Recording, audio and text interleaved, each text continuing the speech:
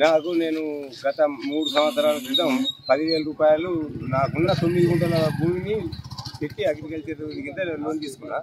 ఆ తీసుకున్న దానికి మధ్యలో ఈ రుణమాఫీ అనే వస్తుంది అన్నాక నేను లోన్ కట్టకుండా నువ్వు ఆ ఇంట్రెస్ట్ కడితేనే నీకు లోన్ మాఫీ చేస్తాను, లేకుండా లేదని బ్యాంక్ వాళ్ళు అంటే ఆ 3,244 రూపాయలు ఇంట్రెస్ట్ కట్టి ఆ లోన్ అట్లనే ఉంచుకుంటే ఇప్పటికీ నాకు లోన్ మాఫీ కాలేదు.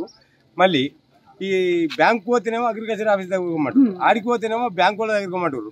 బ్యాంకు నుంచి స్టేట్మెంట్ తీసుకురమ్మన్నారు. ఇవి బ్యాంకు నుంచి స్టేట్మెంట్ కూడా తీసుకొచ్చిన ఆయనకు ఉన్నదాన్ని దాని కింద ఇవి ఆ బ్యాంకు పాస్ పుస్తకం జిరాక్స్, ఈ ఆధార్ కార్డు అన్నీ సబ్మిట్ చేసినా వాళ్ళు ఇప్పటివరకు లేదు. అంటే వాళ్ళు ఇస్తారన్నది 2 లక్షలు, ఈ 10,000కు ఇచ్చే నెల రోజులు అవుతుంది. ఈ నెల రోజుల నుంచి 10,000 దిక్కులేవు. ఈ 2 లక్షలు ఇస్తారంటే అది నానబెట్టడానికి చేస్తున్నట్టే కనబడుతుంది.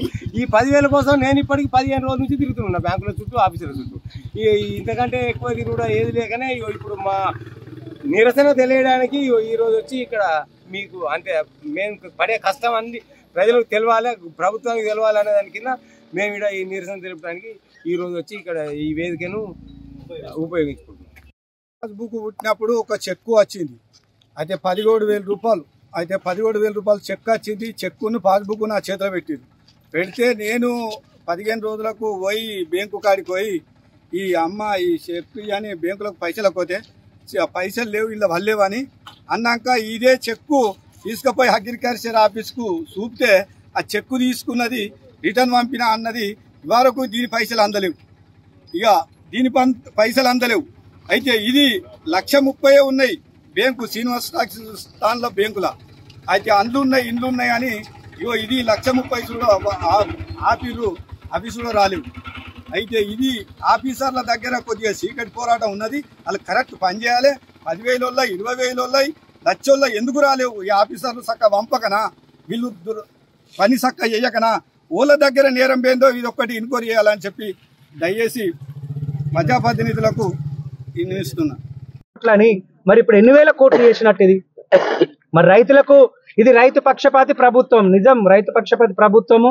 ఏటే టైంలో 2 లక్షలు కొన్ని అవి హర్షించదగ్గ విషయం, ఓకే ఒప్పుకుంటాం. మరి మిగతా ఈ రైతులందరూ 100కు 100% చేసినా 90% చేసినా దాంట్లో 10% మందికి కూడా న్యాయం జరగని పరిస్థితి కనబడుతుంది. ఇప్పుడు రైతులు వాళ్ళు మాట్లాడుకుంటే మనకు అర్థమవుతుంది.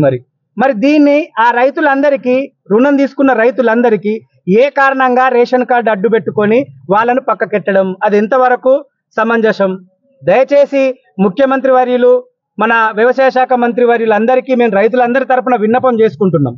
మీరు నిన్న ఒక స్టేట్మెంట్ ఇచ్చిర్రు, ఏంటి అంటే 2 లక్షల పైన కట్టండి, 2 లక్షలు కట్టండి, పైన కట్టండి, మీకు 2 లక్షలు మాఫీ చేస్తామని.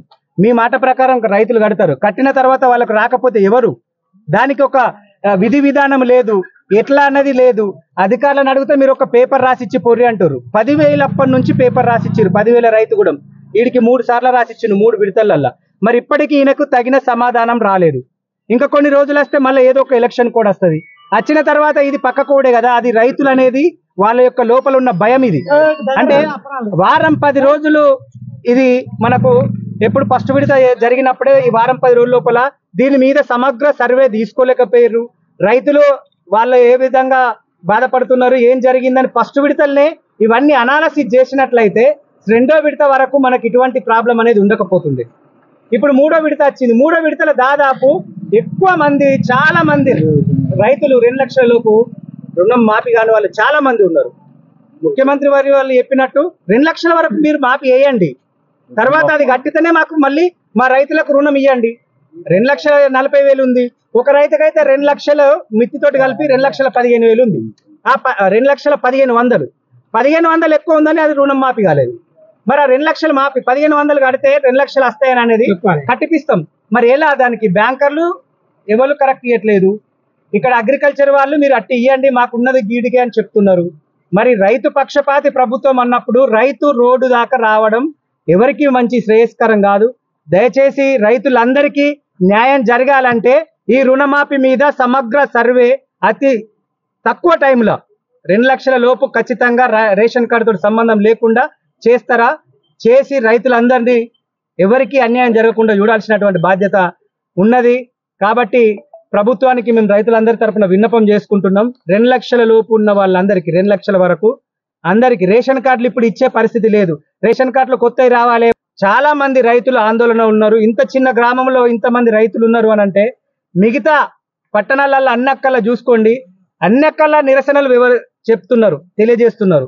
ఇది ఎక్కువగా ఉధృతం కాకుండా ఉండాలంటే తొందరగా రైతులకు తగిన న్యాయం జరగాలని మేము మీడియా ముఖంగా విన్నవించుకుంటున్నాం.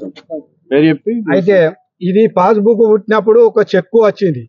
అయితే 17,000 రూపాయలు. అయితే 17,000 రూపాయలు చెక్ వచ్చింది. చెక్కును పాస్బుక్ నా చేతిలో పెడితే నేను 15 రోజులకు పోయి బ్యాంకు కాడికి పోయి ఈ అమ్మ ఈ చెక్ అని బ్యాంకులకు పైసలకు పోతే పైసలు లేవు, ఇలా వల్లేవు అని అన్నాక ఇదే చెక్కు తీసుకుపోయి అగ్రికల్చర్ ఆఫీస్కు చూపితే ఆ చెక్కు తీసుకున్నది రిటర్న్ పంపిన అన్నది వరకు దీని పైసలు అందలేవు. ఇక దీని పైసలు అందలేవు. అయితే ఇది 1,30,000 ఉన్నాయి బ్యాంకు శ్రీనివాస స్థానంలో బ్యాంకుల. అయితే ఇండ్లు ఉన్నాయి కానీ ఇది 1,30,000 చూడ ఆఫీసు కూడా రాలేవు. అయితే ఇది ఆఫీసర్ల దగ్గర కొద్దిగా చీకటి పోరాటం ఉన్నది. వాళ్ళు కరెక్ట్ పనిచేయాలి. 10,000 ఉన్నాయి, 20,000 ఉన్నాయి, లక్షల్లో ఎందుకు రాలేవు? ఈ ఆఫీసర్లు చక్క వంపకనా, వీళ్ళు పని చక్క చెయ్యకనా, ఊళ్ళ దగ్గర నేరం పోయిందో ఇది ఒక్కటి ఇన్క్వైరీ చేయాలని చెప్పి దయచేసి ప్రజాప్రతినిధులకు వినిపిస్తున్నా. హస్నాబాద్ గ్రామం వస్తుంది. నేను గత 3 సంవత్సరాల క్రితం 10,000 రూపాయలు నాకున్న 9 గుంటల భూమిని పెట్టి అగ్రికల్చర్ కింద లోన్ తీసుకున్నా. ఆ తీసుకున్న దానికి మధ్యలో ఈ రుణమాఫీ అనే వస్తుంది అన్నాక నేను లోన్ కట్టకుండా నువ్వు ఆ ఇంట్రెస్ట్ కడితేనే నీకు లోన్ మాఫీ చేస్తాను, లేకుండా లేదని బ్యాంక్ వాళ్ళు అంటే ఆ 3,244 రూపాయలు ఇంట్రెస్ట్ కట్టి ఆ లోన్ అట్లనే ఉంచుకుంటే ఇప్పటికీ నాకు లోన్ మాఫీ కాలేదు. మళ్ళీ ఈ బ్యాంక్ పోతేనేమో అగ్రికల్చర్ ఆఫీస్ దగ్గర పోమంటారు, ఆడికి పోతేనేమో బ్యాంక్ వాళ్ళ దగ్గర పోమంటారు. బ్యాంకు నుంచి స్టేట్మెంట్ తీసుకురమ్మన్నారు. ఇక బ్యాంకు నుంచి స్టేట్మెంట్ కూడా తీసుకొచ్చిన ఆయనకున్నదాన్ని దాని కింద ఇక ఆ బ్యాంకు పాస్ పుస్తకం జిరాక్స్, ఈ ఆధార్ కార్డు అన్ని సబ్మిట్ చేసినా వాళ్ళు ఇప్పటి వరకు లేదు. అంటే వాళ్ళు ఇస్తానది 2 లక్షలు. ఈ 10,000కు ఇచ్చే నెల రోజులు అవుతుంది. ఈ నెల రోజుల నుంచి 10,000 దిక్కులేవు. ఈ 2 లక్షలు ఇస్తారంటే అది నానబెట్టడానికి చేస్తున్నట్టే కనబడుతుంది. ఈ 10,000 కోసం నేను ఇప్పటికి 15 రోజుల నుంచి తిరుగుతున్నా బ్యాంకుల చుట్టూ, ఆఫీసుల చుట్టూ. ఇంతకంటే ఎక్కువ తిరుగుడా ఏది లేకనే ఇప్పుడు మా నిరసన తెలియడానికి ఈ రోజు వచ్చి ఇక్కడ మీకు అంతే మేము పడే కష్టం అన్ని ప్రజలకు తెలవాలి, ప్రభుత్వానికి తెలవాలి అనే దాని కింద మేము ఇక్కడ ఈ నిరసన తెలుపడానికి ఈ రోజు వచ్చి ఇక్కడ ఈ వేదికను. ఆనగల్ల రాజేశ్వరిని. నా భర్త గులవాడి 20 ఏళ్ళు అవుతాంది. నేను 80,000 అప్పు తీసుకున్నా. 2020లో తీసుకున్నా. 2020లో అప్పు తీసుకున్నా 80,000. 80,000 వీడికి 3వ తాప చూసినా అందులో పేరు వచ్చేది లేదు. ఆ బ్యాంకులో పొంటి తిరిగితే అందులో పట్టించుకుంటలేరు, రాలేదని నన్ను వెళ్ళగొడతాను. ఈ అప్పు 80,000 అప్పు సారి వీడికి 3 సార్లు తిరిగి వచ్చిన. దయచేసి మాకు 2 లక్షలకు లోపల అన్నావు, అవి ఇచ్చి మాకు న్యాయం చేయాలి. లాస్ట్ ఇయర్ ఇంట్రెస్ట్ 80,000కు లాస్ట్ ఇయర్ జూలైలో ఇంట్రెస్ట్ కూడా పే చేసాం. యాక్చువల్లీ ఇప్పుడు జూలై నుంచి మనకు లెక్కలో ఉన్నది. దీనికి ఎక్కడ ఇప్పుడు 3 విడతలు జరిగింది. 3 విడతల్లో మాకు ఎక్కడ కూడా చూపెట్టారు.